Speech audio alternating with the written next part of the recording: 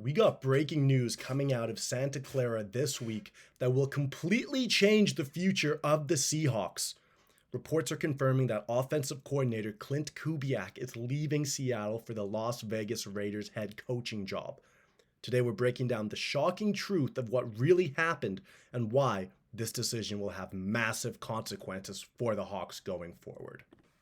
A tweet just came out yesterday from ESPN senior analyst Ian Rappaport that the Raiders are targeting Seahawks offensive coordinator Klint Kubiak as their new head coach after Saturday's second meeting. Vegas cannot officially hire Kubiak until after the Super Bowl, but they believe they have their guy. Ladies and gentlemen, 12s everywhere. Super Bowl 60 will be Klint Kubiak's last game as a Seattle Seahawk. What is up, everyone? My name is Kyle Guerrero, host of Seahawks Digest, where we bring you everything Seattle Seahawks news related as it is happening in real time. And boy, do we have an exciting week ahead. We are 6 days, at the time of making this video, 6 days away from Super Bowl 60. 6 days until we get revenge against the Patriots for 2014. 6 days until we bring the Pacific Northwest its second Lombardi trophy. And we are 6 days until Klint Kubiak coordinates his last game for the Seahawks. The Seahawks finished the season 14-3, the best record in franchise history. Actually, we're 16-3 if you think of the winning in the divisional round against the 49ers, if you think of the NFC Conference Championship against the Rams, and we have the opportunity to make that 17-3 against the New England Patriots in the Super Bowl this weekend. Now, when many people think of the Seahawks this year, they think of our insane defense that has been compared to LOB. They think of the dark side, who are the best, the most electric defense in the game right now. But what's pretty sneaky about the Seahawks is we actually have the third ranked offense in the league. We have scored the third most points in the league, right behind the Rams and the New England Patriots. And a big part of that is thanks to that guy. You see that guy on your screen holding the playbook right there? That guy with the headset on? Yeah, his name is Klint Kubiak, and he is the Seahawks offensive coordinator.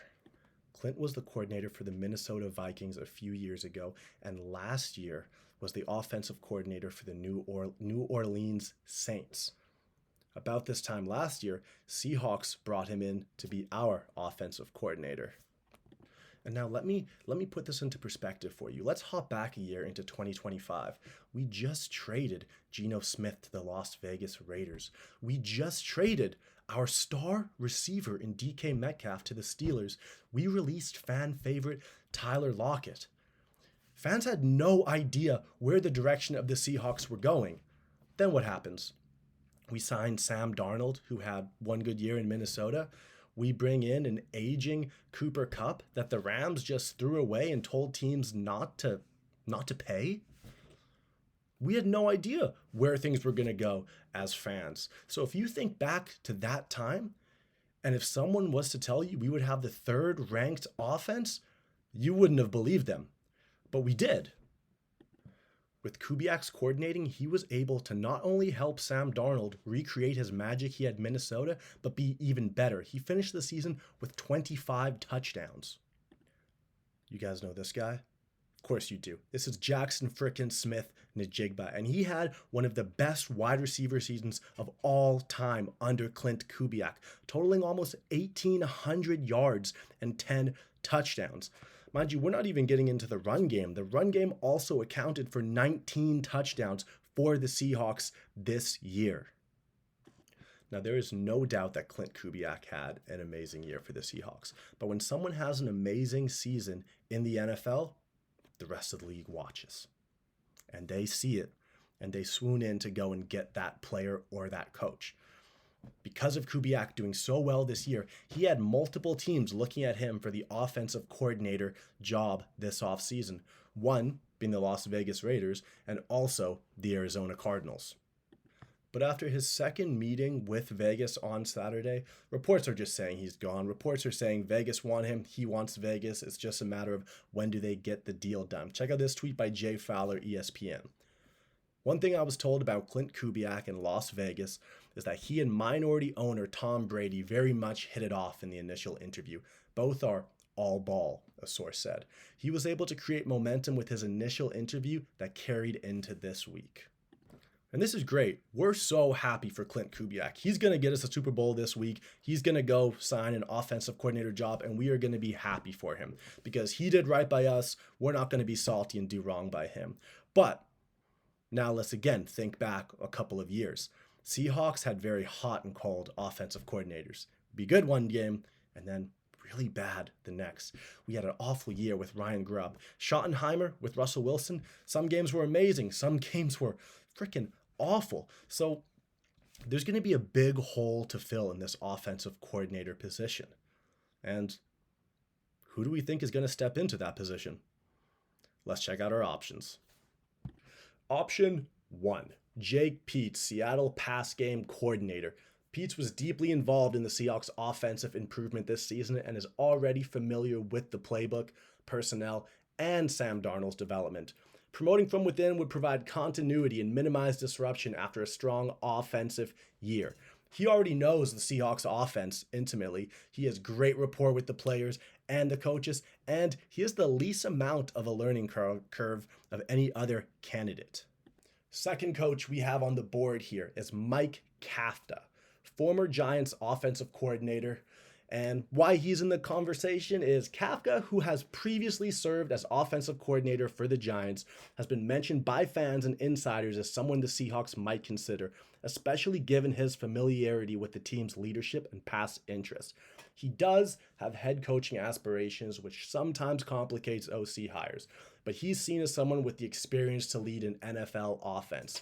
He is a proven NFL offensive coordinator, and he could bring a fresh offensive perspective to the team. Last but certainly not least, we have Justin Outen, run game specialist and assistant offensive line coach for the Seahawks this year. He was part of the offensive staff this past season to help bolster Seattle's run game when given increased responsibility. He does have past offensive experience, being the Denver Broncos offensive coordinator in 2022, and he could grow into a larger role with the Seahawks. He has experience being an offensive coordinator already, and he is familiar, just like Peetz, with the offense as he has been on the team this year. Now, this is a really big decision to make that will have major implications on the Seahawks moving forward after the Super Bowl. With many of the big name offensive coordinator candidates out of the picture and already being signed to other teams this late in the season, like Brian Daboll, like Mike Macdonald, who could have been, not Mike Macdonald, Mike McDaniel, who could have been options for the Seahawks, but they're off the board now because we're so late. So what I'm thinking is that the Seahawks hire from within, hire someone that already knows the culture, knows the team chemistry, knows the players, knows the coaches, knows what worked this year, and knows how to put these players in positions to succeed, just like they have this past year. It is going to give someone a major opportunity to step up, and I'm hoping that the Seahawks make this someone internal versus going and hiring out. Anyways, that will do it for our episode today here of the Seahawks Digest. Who do you think is going to be the Seahawks' next offensive coordinator? Drop a comment below and let us know why. Till the next video, I'm Kyle Guerrero. Go Hawks.